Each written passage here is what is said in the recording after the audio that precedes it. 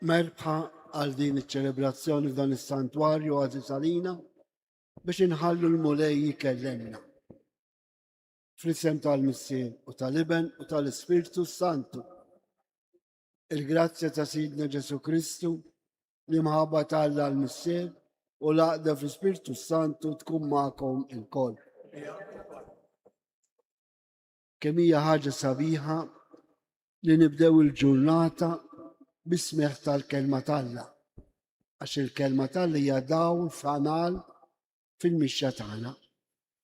U l-mixja tagħna spiss tkun imdawra mid-dam, mill-inġustizzi, mill-ħażen. Imma meta Alla huwa magħna huwa dak id-dawl li jurina x'għandna nażlu kif għandna ngħixu. Inħallu l-mulej jikellemna u ma nwebsux qalbna. U biex tiċċelebraw kif jixtraq din il-laqgħa mal-mulej nitolbuh maħfra taħtijietna. Mulej, inti l-kelma tal-ħajja, mulej ħnina. Kristu, inti d-dawl u l-verità tagħna, Kristu ħnina. Mulej, inti l-mħabba u l-ħnina tagħna, mulej ħnina. Ħanna lina Alla li jista' kollox, jaħfrilna d-dubitna u jwassalna għal-ħajja ta' dejjem. L-udissa din nofru b'sufraġġju ta' Marija u Nazzareno u Mifsud u l-familja. Nitolbu.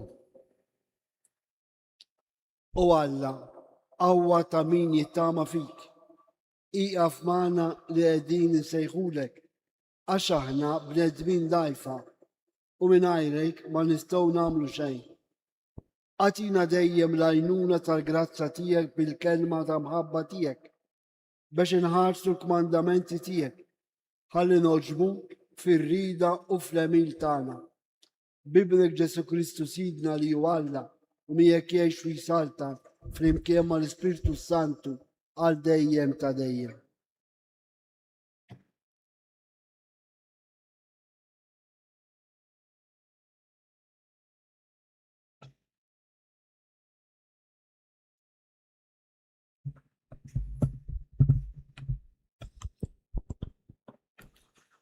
Qari mill-ktieb ta' Slaten. F'dak iż-żmien ġara li Nabot, raġel minn Ġeżrael, kellu għalqa ta' dwieli f'Ġeżrael ħdejn il-palazz ta' Ahab, sultan ta' Samarija. U Ahab qal lil Nabot: għatini l-għalqa tiegħek ta' dwieli biex nagħmel minnha ġnien tal-ħxejjex billi qiegħda ma' ġenb dari. Floka natik għalqa oħra ta' dwieli aħjar minna. Jew jekk jidhirlek li jkun aħjar, natik flus b'kemm tiswa. Iżda Nabot wieġeb lil Ahab: iħarisni l-mulej mill-inqatt natik wirt mis-Sirijieti. Ahab mar id-dar bil-buli u bdadija fuqu minħabba fil-kliem li Nabot il-Ġeżraeli kien qallu: ma natikx wirt mis-Sirijieti. Mar jimtet f'soddu, dawwar wiċċu ma kiel xejn. Resqet leħ martu Ġeżabel u staqsietu: għala inti bil-buli u ma tittiekol xejn? U wieġeb: jien kellimt lil Nabot il-Ġeżraeli u għedtlu: għatini l-għalqa tiegħek ta' dwieli bil-flus kemm tiswa, jew jekk jidhirlek li jkun aħjar, natik għalqa oħra ta' dwieli floka. U wieġeb: ma natikx l-għalqa tiegħi ta' dwieli. U martu Ġeżabel qaltlu: issa int trida ta' sultan fuq Iżrael? Ħu xi ħaġa tal-ikel u tieħu r-ruħ. Jiena nagħtilek l-għalqa ta' dwieli ta' Nabot il-Ġeżraeli. U kittet ittra f'isem Ahab u s-siġillata bis-siġil tiegħu. u litra batita li xjuħ u l-gbarat li kienu jagħmlu ma' Nabot fil-belt tiegħu. U fl-ittra kitbet u qalet niedu sawma u għedu lil Nabot f'ras il-kotra. U għedu tnejn min-nies ta' qattani biswietu biex jiġdu kontrih u jgħidulu dajt balla u bis-sultan. U mbagħad uħorġuh u ħaġruh sa ma jmut. In-nies tal-belt tiegħu ix-xjuħ u l-gbarat li kienu jagħmlu fil-belt tiegħu għamlu kif badet tgħidilhom fl-ittra Jezabel. Nidew sawma u għedu l-Nabot f'ras il-poplu.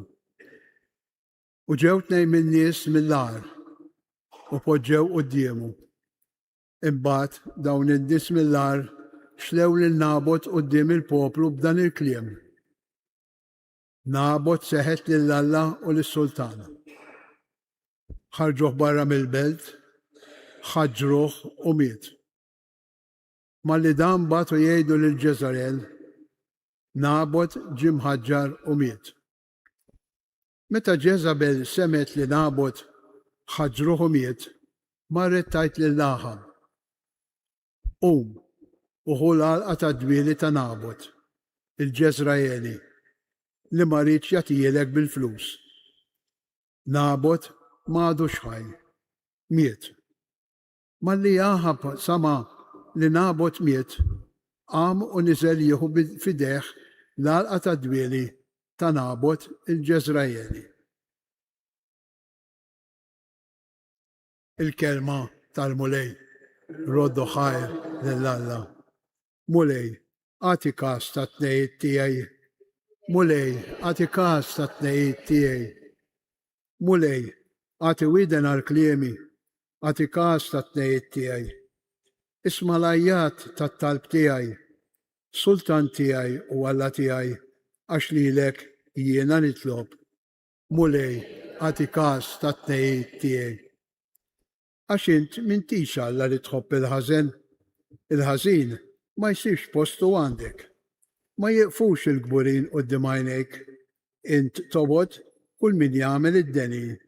Mulej, għati kas ta' tnejt tiegħi.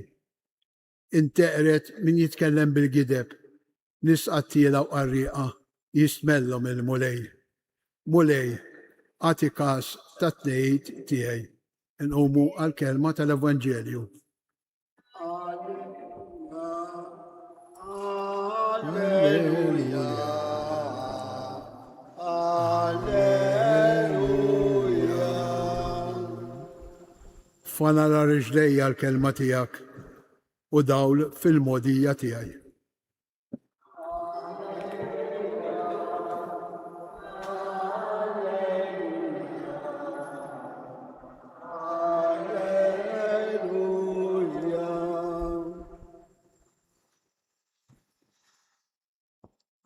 Il-mulej ma'kom. Qari mill-Vanġelu skont San Mattew. F'dak iż-żmien Ġesu qal lid-disċipli tiegħu: Smajtu x'intqal, għajn għal għajn u sinna għal sinna. Imma jien ngħidilkom biex bniedem ħażin ma tifqulux. Anzi, jekk xi ħadd jagħtik daqqa ta' ħarta fuq ħaddek tal-lemin, dawwallu l-ieħor ukoll.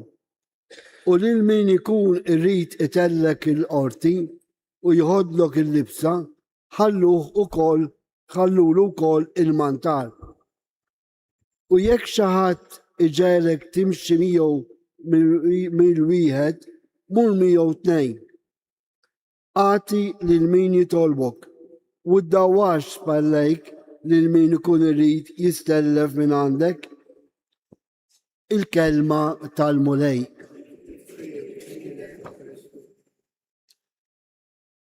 Jekk smajna tajjeb x'ġralu dan Nabot li kemm bniedem onest, normali, kuntent bil-ftit li kellu.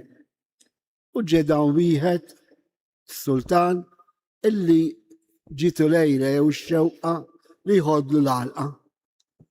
U kif smajna għamel mod li ħodilu tant illi bil-mekkanizmu li għamel qatluh. U din hija l-istorja ta' Abel u Kajin.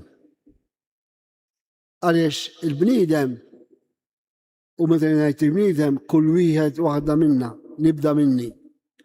Quddiem azzjoni ħażina, ir-rabbja tiġik mal-ewwel. Qegħdin ngħixu kif dejjem għax il-bniedem, għax il-ħażen kien mill-bidu għadu magħna u jibqa' magħna. Imma x'irridu nagħmlu aħna li qegħdin hawnhekk niċċelebru l-Qudiesa aħna l-insara għaliex il-ħażen qiegħed hemm biex jittantana biex inkomplu mal-ħażen. Anke l-Lut kellhom ċerti liġijiet kif smajna fil-Vanġelu, smajtu x'intqal fil-modi għajna l-għajn u sinna l-sinna. U din hija realtà ta' kull wieħed waħda minna.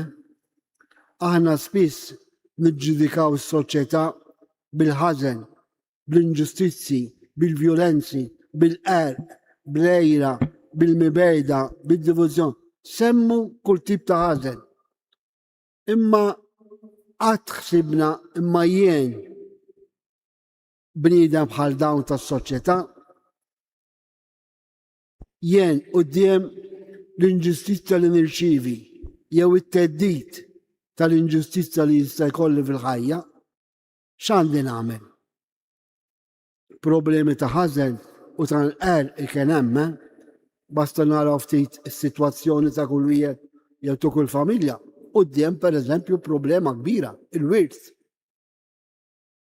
Dik il-reba għal ftit iktar minn ħutek, minn ħutna, kemm jaqla nkwiet. Allura, quddiem dan il-ħażen kollu ta' madwarna, x'għandna nagħmlu? Niftħu qalbna għall-kelma t'Alla.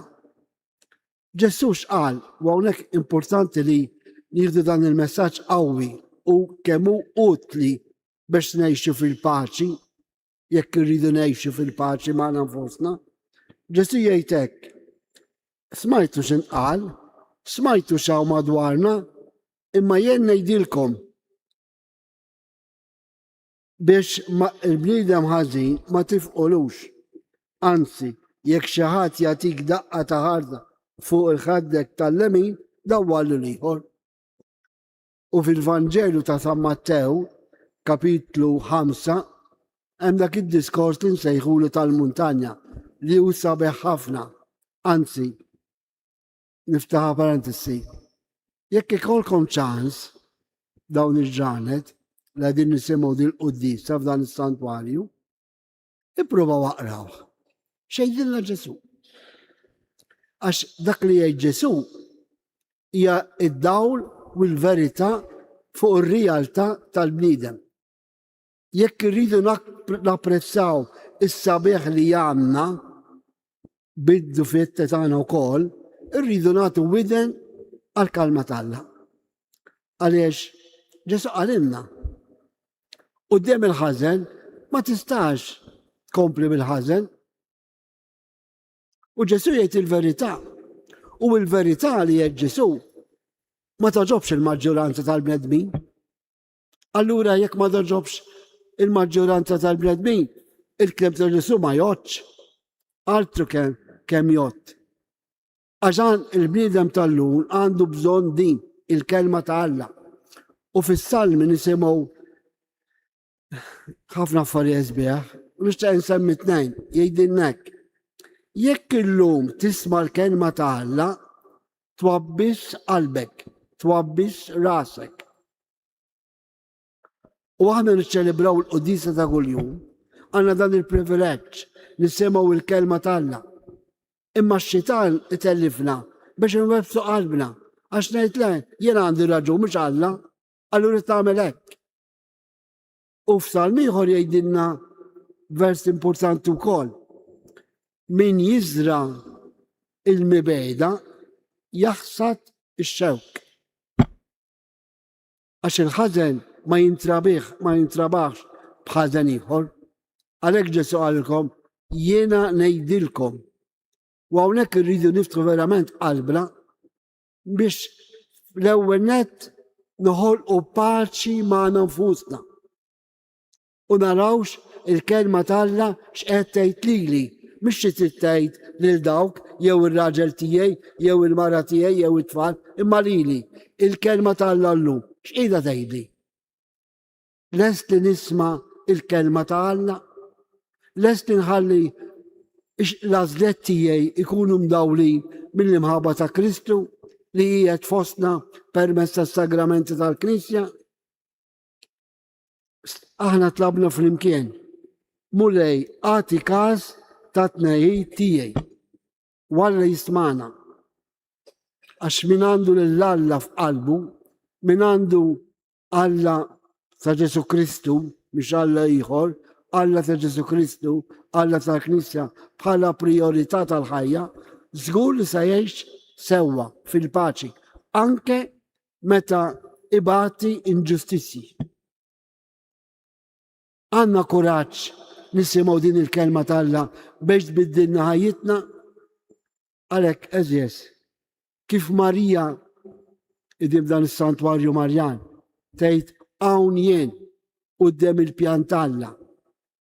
Lesti li ngħidu mulej hawn jien anwetta il-kelma tiegħek, anħalli d-dawl tiegħek idawalli, anħalli l-imħabba tiegħek tenni fażlet tajbin illi joħolqu paċi miegħi nnifsi u madwarni. Għax jekk ikun fil-paċi miegħi nnifsi, żgur sa noħloq paċi madwarna. Immaġinaw, kieku kull wieħed waħda minna niżergħu it-tajjeb, kif jgħid ukoll l-Iskrittura, naħsdu il-wart, il-ħlewwa. Kieku kulħadd minna jagħti widen għall-kelma tal-Alla, naħseb noħolqu soċjetà aħjar. Għax is-soċjetà mhumiex magħmula minn dawk, imma s-soċjetà hija magħmula minni. U l-Knisja mhijiex dawk ta' fuq, il-Knisja hija aħna. U jien irrid ngħix tajjeb biex napprezza d-dol li Alla tani ta' ħajti u d-dol iktar kbir maġġuri li jażilni bħala nisrani biex inkun parti mill-poplu tiegħu. Għalhekk eżeżwieq. Jekk illum nisimgħu il-kelma tal-Alla ma nwebsux qalbna.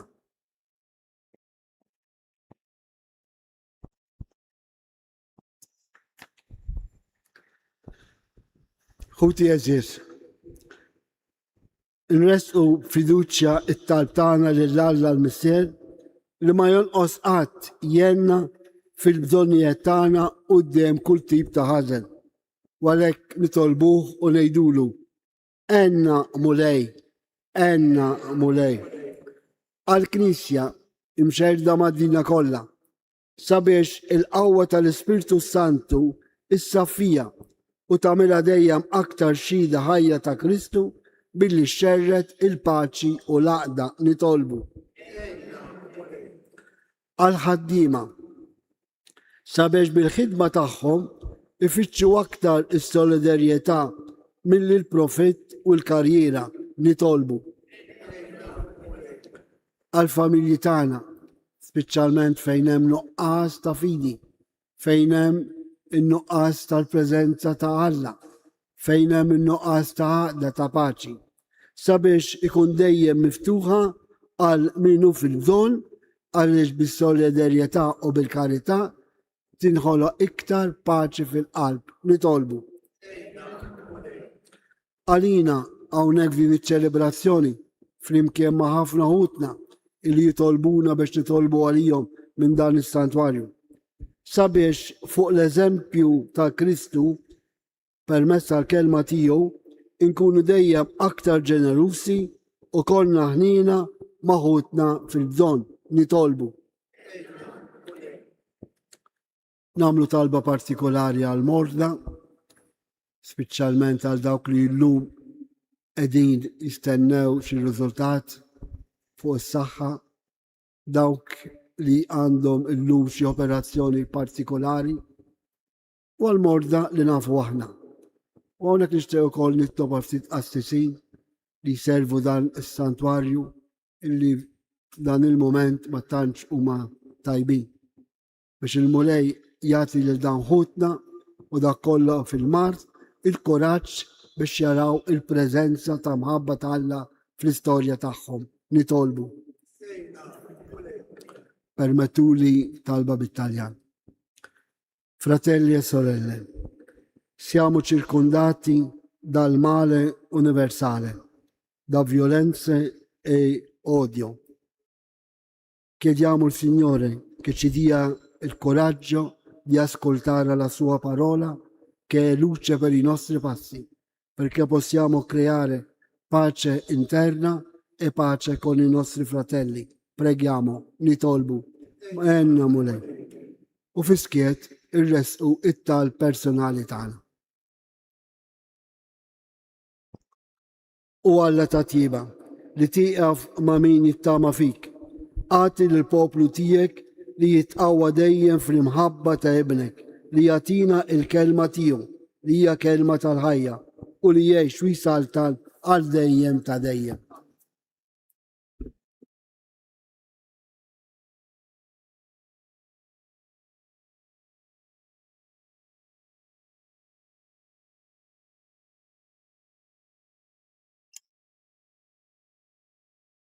Imbirek int mulej Alla tal-ħolqien kollu.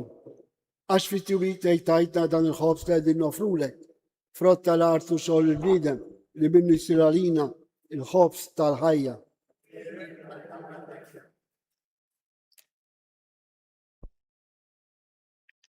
Bil-misteru ta' dal-ilma u l-inbit nieħdu sehem fin-natura divina ta' Kristu kif hu jissieħeb magħna fin-natura tagħna il-bnedmin.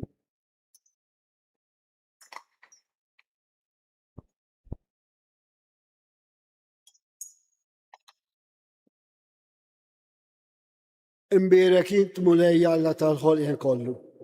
Għax fit-tjubit tajtna dan l-inbit li qegħdin nofrulek. Frott tad-dilja u xogħol il-bniedem li minnu jsir għalina x-xorb tar-ruħ.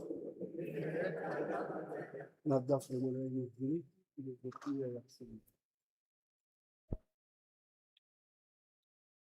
itolbu ħuti biex is-sakrifiċċju tiegħi u tagħkom kun joġob lil Alla l-Missier li jista' kollox.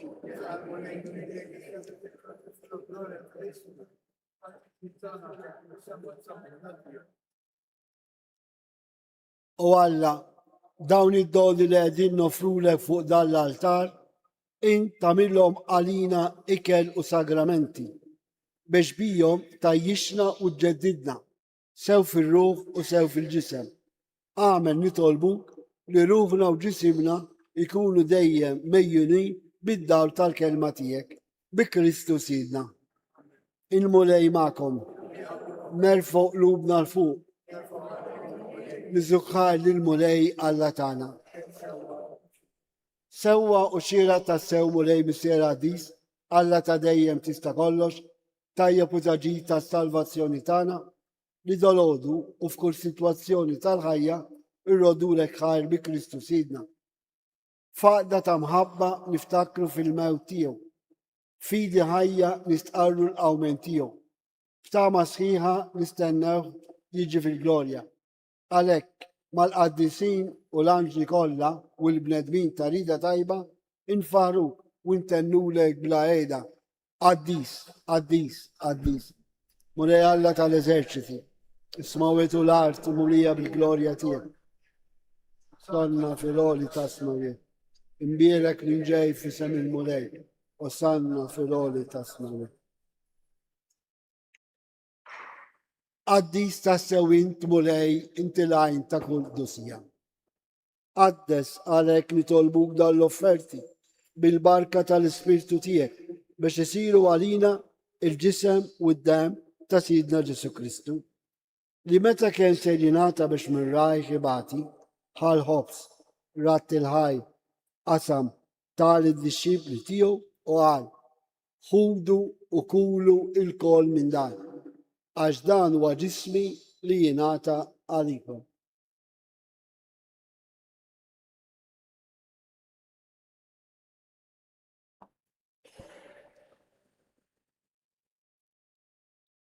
Ekku kol wara l-ikla ħal-kalċi, reġerat il-ħaj, tal id-disċipli tiegħu u għal, ħudu u xorbu minnu l-kol, għax dan huwa l-kalċi ta' demmi, tal-patti ġdid li jibqa' dejjem. Id-dem li xxerret għaliku u għal-bnedmin kollha għal-maħfra ta' dnubiet. Għamlu dan tifkira tiegħi.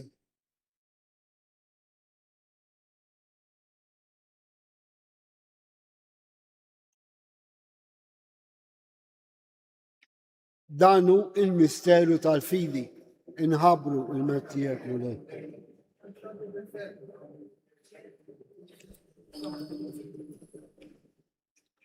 Għalek, aħna unamlu dan, tifkira tal-mewt u l-awmin ta' Sidna Ġesu Kristu, nofru lek mulej il-ħob tal-ħajja u l-kalċi tal-salvazzjoni.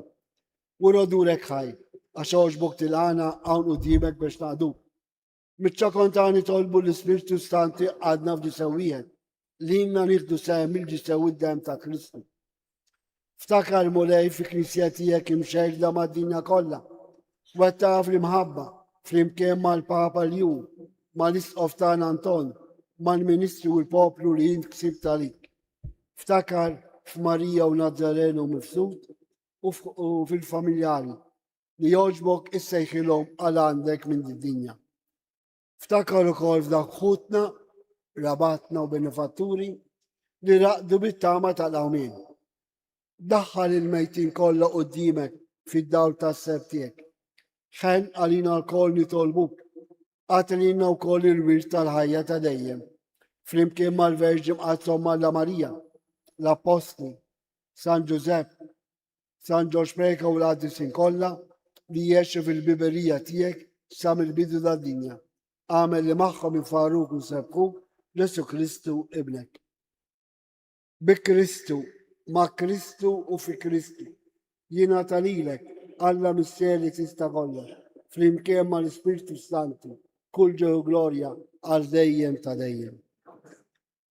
Ġesu preżenti jgħidilna, imma jien ngħidilkom. Tħallux kunu kondizzjonati mill-ħażen ta' madwana. Ejjew nitolbu kif jallimna Ġesu, però nixtieq nistedinkom din it-talba nżommu lil dik il-persuna jew dawk il-persuni li jagħmlulna id-deni. Aħna wlied tal-istess Missier. Nitolbu fidi u tama u ngħidu. Missielna li inti f'ismawek jitqaddes ismek, tiġi saltnatek, ikun l-istritin kif is-sema jdoflak. Ħobsna ta' kuljum għatina l-lum, aħfrinna d-dubitna, bħalma naffu l-minu ħati għalina, la d-daħħalnek fid-li ġrib iżdaħrizna mid-denja.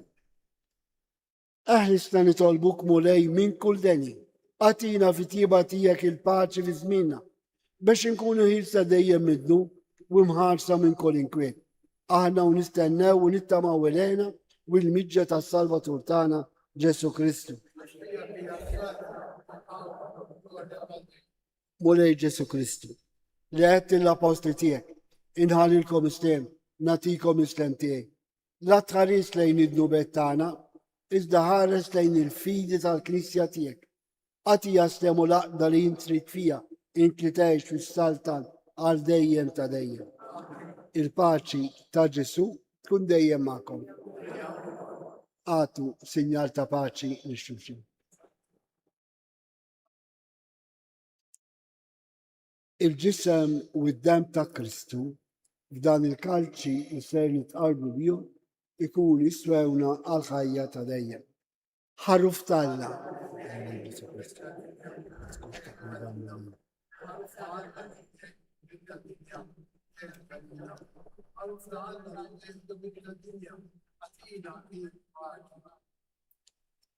Danu Ġesu li jingħata għalina, danu l-ħarruf talla li jneħħi d-nubet ta' dinja. Ħejjin aħna l-mistiedna għall-ikla tal-ħarruf.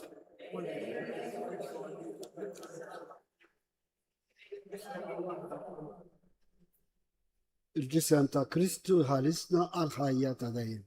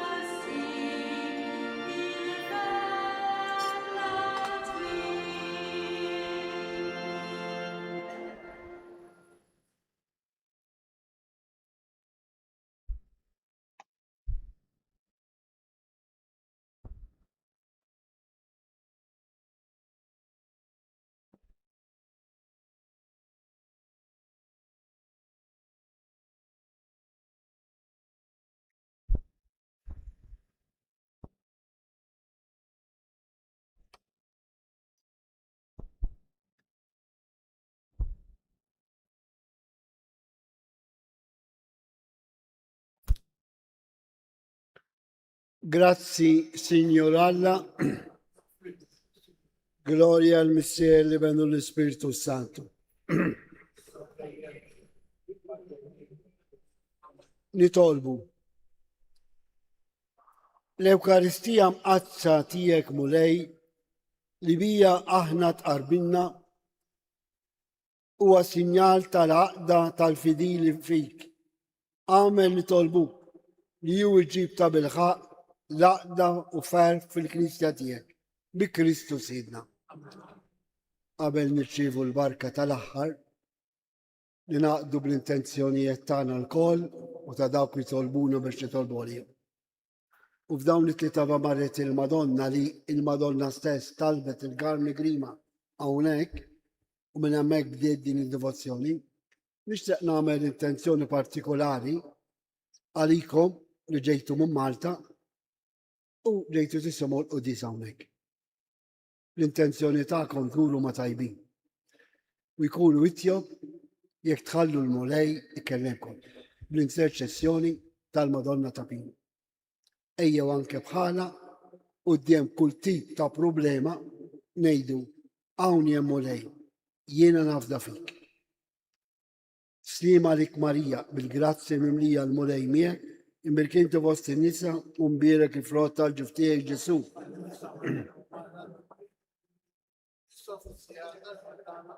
Slima lik Marija bil-grazzi mimlija l-mulej miegħek, imbirkinti fost in-nisa u mbierek il-frott tal-ġuf tiegħek Ġesu.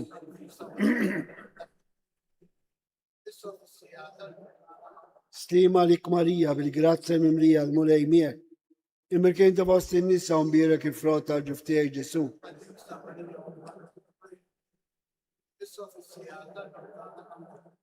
Ngħidu flimkien. Madonna ta' Pilu, Om ta' Żalvaġġ, u nobda fuqna dejjem żomm. Il-mulej magħkom. Iberikkom Alla li jista' kollox, Missier, l-Iben u l-Ispiritu Santu. Morru għejxu il-paċi ta' Kristu. Mill-qalb nawguralkom il-ġurnata tajba.